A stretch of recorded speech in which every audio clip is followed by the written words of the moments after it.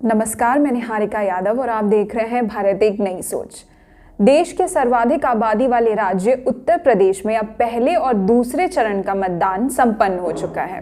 एक तरफ जहां मुख्यमंत्री योगी आदित्यनाथ सत्ता में वापसी की कोशिश में हैं, तो वहीं दूसरी तरफ समाजवादी पार्टी, कांग्रेस और बसपा जैसे प्रमुख विपक्षी दल भी सरकार में आना चाहते हैं। तो वहीं चुनावी सरगर्मी के बीच नेताओं की तरफ से लगातार तमाम दावे और वादे किए जा रहे हैं। चुनावी कैंपेन में नेताओं की तरफ से किए जा रहे वादे और दावे तो आप सुन ही रहे हैं। हालांकि इन दावों की पूरी सच्चाई आम जनता को कम ही पता चल पाती है, क्योंकि चुनावी दावों में कई बार ऐसा होता है कि जो जानकारी दी जा रही है वो शायद गलत ना हो, लेकिन उसको समर्थन करने के लिए जो फैक्ट्स या फिर एविडेंस दिखाया और बताया जा रहा है वो भ्रामक और गुमराह करने वाला हो सकता है। हम आज आपके साथ ऐसी ही एक खबर साझा करेंगे जिसे प्रतिष्ठित न्यूज वेबसाइट द क्विंट की फैक्ट चेकिंग टीम वेबकूफ ने फैक्ट चेक कर प्रमाणित किया है। दरअसल पिछले साल सितंबर महीने के शुरुआत में उत्तर प्रदेश के मुख्यमंत्री योगी आदित्यनाथ ने एक सभा को संबोधित करते हुए कहा कि उत्तर प्रदेश में साल 2016 में यानी कि सपा सरकार के समय बेरोजगारी दर 17% थी, जिसे उनकी सरकार ने कम करके 4 से 5% पर ला दिया। बेरोजगारी दर को लेकर ठीक यही दावा मुख्यमंत्री योगी आदित्यनाथ ने ट्विटर पर भी साझा किया, जिसमें यह दावा किया गया कि 2017 से पहले यूपी में बेरोजगारी दर 17.6% थी। वहीं 2017 के बाद बेरोजगारी दर यूपी के इतिहास में सबसे निचले स्तर यानी कि 3% पर आ गई। हालांकि क्विंट की फैक्ट चेकिंग टीम के अनुसार सीएम का यह दावा तथ्यों की कसौटी पर खरा नहीं उतरता है। सीएम योगी के दावों को अगर 2 हिस्सों में बांटा जाए तो पहला यह है कि यूपी में योगी सरकार आने से पहले बेरोजगारी दर 17.6% थी। दूसरा ये कि योगी सरकार आने के बाद बेरोजगारी दर 3% हो गई। लेकिन ये दावा भ्रामक इस प्रकार से है क्योंकि योगी आदित्यनाथ के इस ट्वीट में 2017 के पहले के 1 महीने के आंकड़े को और 2017 के बाद के भी 1 महीने के आंकड़े को बेरोजगारी की पूरी स्थिति की तरह पेश कर दिया गया है। अब एक एक कर इन दोनों दावों के बारे में डिटेल से जान लेते हैं। ये सच है कि उत्तर प्रदेश की बेरोजगारी दर साल 2016 के अगस्त महीने में 17% पर पहुंची थी, लेकिन इसके बाद जनवरी 2017 में ही बेरोजगारी दर कम होकर 3.7% पर आ गई थी।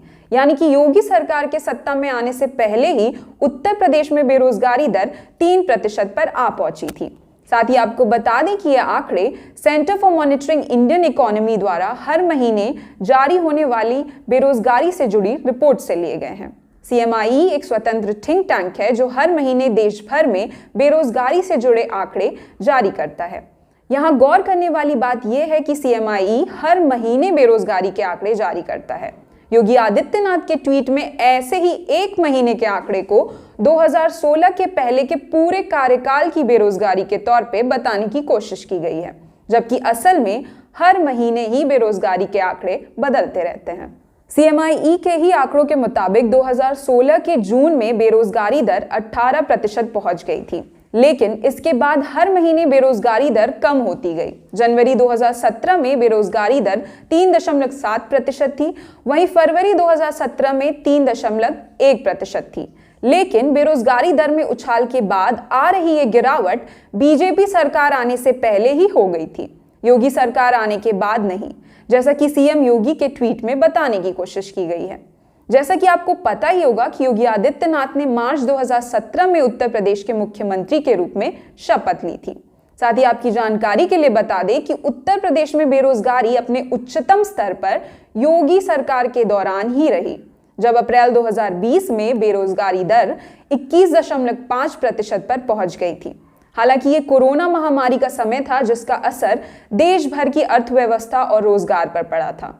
साथ ही CMIE के डेटा के मुताबिक योगी सरकार के पूरे कार्यकाल में बेरोजगारी की औसत दर निकालें तो ये 7.23% होती है। जैसा कि आंकड़ों से पता चलता है कि कोरोना महामारी शुरू होने के बाद उत्तर प्रदेश में बेरोजगारी के आंकड़ों का पीक देखा गया, लेकिन कोरोना से पहले भी वर्तमान सरकार के दौरान ऐसी कई रिपोर्ट्स आईं जिनसे साबित होता है कि उत्तर प्रदेश में बेरोजगारी लगातार ही बढ़ रही थी। जून 2019 में आई NSO की रिपोर्ट में सामने आया था कि उत्तर प्रदेश के शहरी इलाकों में देश भर की तुलना में सबसे ज्यादा बेरोजगारी बढ़ी है। ये आंकड़े दिसंबर 2018 में खत्म होने वाली तिमाही के थे। वहीं इस रिपोर्ट के मुताबिक बेरोजगारी में सबसे कम वृद्धि गुजरात और सबसे ज्यादा वृद्धि उत्तर प्रदेश में हुई थी। उत्तर प्रदेश में बेरोजगारी दर 15.8% बताई गई थी। साथ ही 2018 से 2020 के बीच उत्तर प्रदेश में बेरोजगारों की संख्या 12 लाख से ज्यादा बढ़ गई। 30 जून 2018 तक ये संख्या 21.39 लाख थी, जबकि 14 फरवरी 2020 को विधानसभा में एक सवाल के जवाब में यूपी सरकार ने बताया कि पोर्टल पर रजिस्टर्ड बेरोजगारों की संख्या 33.93 लाख हो गई है। मतलब साफ है, ये आंकड़े यही कहते हैं कि 2017 के बाद भी उत्तर प्रदेश में बेरोजगारी लगातार बढ़ी है। इसी के साथ ये भी साफ हो जाता है कि सीएम योगी ने अपने कार्यकाल में जो 3% बेरोजगारी दर का दावा अपने ट्वीट में बताया वो सच नहीं है। इसी के साथ आपको सोशल मीडिया पर वायरल हो रही योगी जी की एक तस्वीर के बारे में भी बताते चलें। दरअसल उत्तर प्रदेश के मुख्यमंत्री योगी आदित्यनाथ अक्सर अपनी चुनावी सभाओं में लोगों की भीड़ और उनके समर्थन की तस्वीरों को अपने ट्विटर हैंडल पर शेयर करते रहते हैं।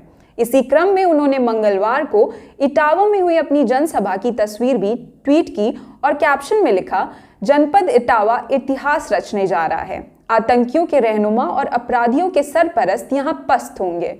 इटावा ने ठाना है, हर बूथ पर कमल का फूल खिलाना है। धन्यवाद इटावा। लेकिन इस तस्वीर को देखकर सोशल मीडिया पर कई यूजर्स ने योगी जी की चुटकी लेना शुरू कर दिया। ऐसा क्यों हुआ वो आपको इन ट्वीट से ही समझ आ जाएगा। एक यूजर ने इस तस्वीर पर कमेंट किया और कहा कि एडिटेड फोटो है, जनता का हाथ आपकी ओर नहीं है। एक दूसरे यूजर ने लिखा कि एडिटेड फोटो है, जनता का मुंह किसी और की तरफ है, रैली में भीड़ नहीं आ रही है। वहीं कॉमेडियन राजीव निगम ने भी ट्वीट कर लिखा कि बताइए ये हाल है, खुद के फोटोशॉप में भी जनता ने मुंह मोड़ रखा है।